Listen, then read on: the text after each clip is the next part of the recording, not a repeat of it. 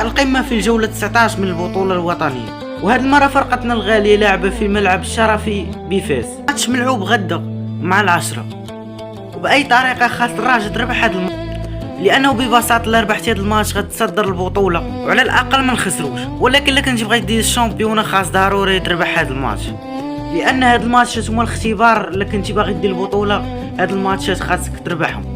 الراجل داخل هذا الماتش بلا حتى شي غياب، واظن حتى المغرب الفاسي تا هما ما عندهم حتى شي غياب.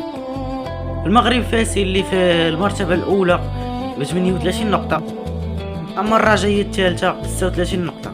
ايضا فاس الهجوم ديالها استطاع انه يسجل 28 هدف واستقبلوا 8 الاهداف، فالهجوم ديالهم هو نقطه القوه ديالهم. ايضا فاس فرقه ما نستهانوش بها، فرقه اللي واقفه لا دفاعيا لا هجوميا. نتمنوا فاضلوا هذا الماتش يسيروا مزيان تمشي مع الظروف ديال المقابله. الخوت دابا غنديروا احسن تشكيله ممكن تبدا بها الراجل. حارس المرمى الحرار ظهير ايمن ايوب العملود، قلوب الدفاع بانون خفيفي، وظهير ايسر اسماعيل مقدم. المكعازي حدا الفردوسي، طار حليمي بسبب اصابه بوغرين. اجنحه جناح ايمن شراره وجناح ايسر نفاتي، اما قلب الهجوم ماتياس اويوسي.